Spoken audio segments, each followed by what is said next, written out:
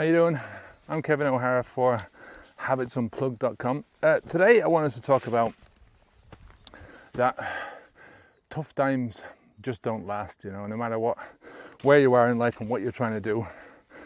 I always talk about the sort of inevitability of some form of discomfort when you're changing habits. No matter what the habit is, you're going to go through a certain amount of discomfort in order to get that habit changed. And it's tough at sometimes, I mean, there's times when you're going to look at this and you're going to think, well, yeah, I can do this and it's easy, it's plain sailing. All I have to do is carry on doing what I'm doing and there's no problem. I'm never going to look back. And then there's other times when you hit a hill, when you can just feel like, I'll keep pushing. And then you keep going up the hill and the hill keeps getting a bit steeper and you keep pushing and the hill gets a bit steeper.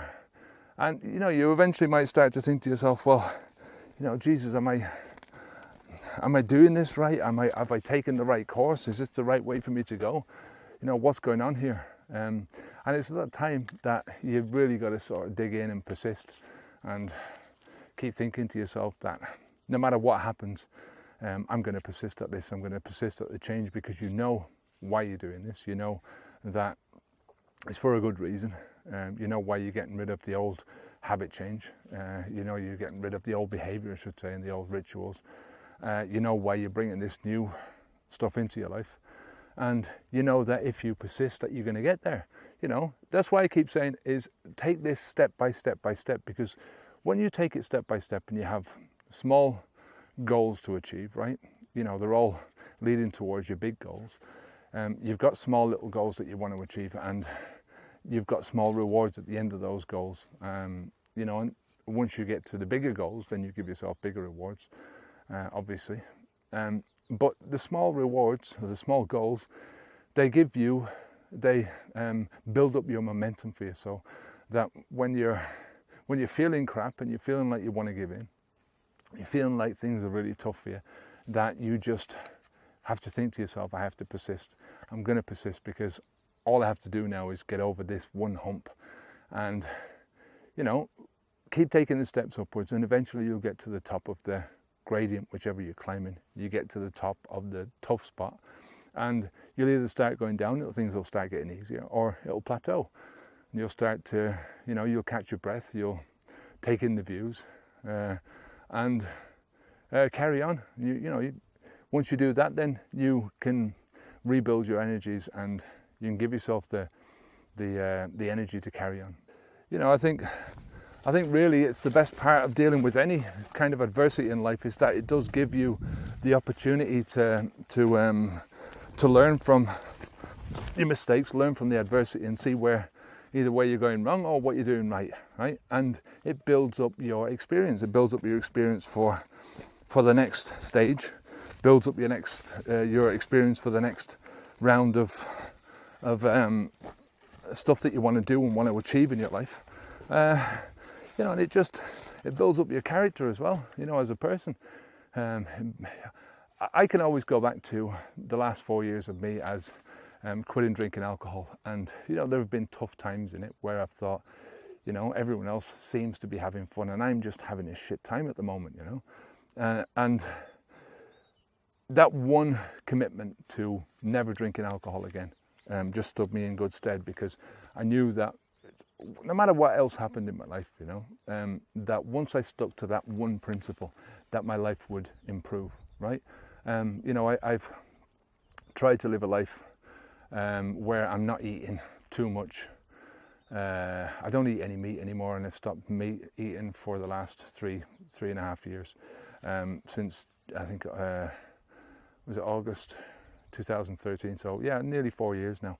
I'm off the meat, but every so often I'll eat dairy, and I'll eat sort of what they have over here is Spanish omelette, and it's like potatoes with eggs, and it's one of my favourite things. And when I'm tired, when there's nothing else there to eat, if we're in a restaurant and stuff like that, Spanish restaurants are not renowned for their vegetarian options, so that's something that I will eat with some bread, and it's something that I don't want to eat, but it's just something that I do. But you know, getting back to the drinking, once I stopped drinking, my life has just improved steadily. You know, I've taken it step by step. I've taken my life as a step-by-step process, trying to improve it bit by bit as I've gone along. And you know, it's given me back a lot of rewards for just doing that one thing. And it's just opened up so many other areas of my life. It's toughened me up, I tell you, you know, because there's nothing so hard as when your friends or your family seem like they're turning on you. You know, when you're the only one that's not drinking, and you have to be in a situation where, you know, like at a wedding, for instance, or a party or a funeral, where other people are drinking, and you feel like you're left out. It does toughen you up. If you can get to a stage where you are building your resolve from these things, then you come out the other end feeling a lot stronger than you went in. You know, there's an old saying that says, tough times never last, but it's tough people that do.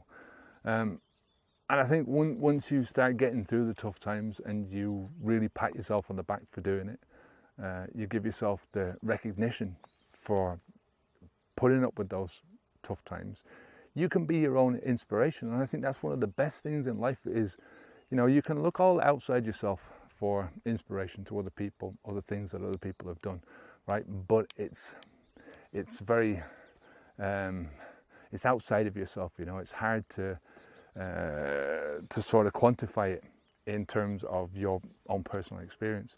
But when you do it yourself, when you've gone through it and you've built the experience of doing that, it's something which will stay with you for the rest of your life, and it builds character, it builds toughness, it builds a tough person out of yourself. So always remember that about yourself, that, you know, like, people are, you know, tough people tend to be tough in certain areas.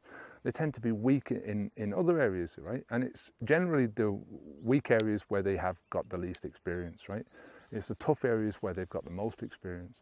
But these people know, tough people know, that when you need to put yourself into a situation, when you've got no choice but to put yourself through a situation, then you do it with 100% commitment, right? And taking 100% responsibility for everything that happens there, right? This is up to you. The response, your ability to respond is completely up to you, right? So once you do that and you commit yourself wholeheartedly to doing it, then you also commit yourself to learning the skills that are needed to get you through it on a day-to-day basis, right? And once you take it from that day-to-day basis, you build the skills bit by bit, you build the experience bit by bit, and you build your toughness bit by bit. And what started out as you being weak in an area will end up being with you being very strong in an area. So always remember that, you know, like, discomfort doesn't last. Tough times don't last, right? What does last is that you build your experience, you build your inspiration, and you build your toughness through putting yourself and pushing yourself through the tough times.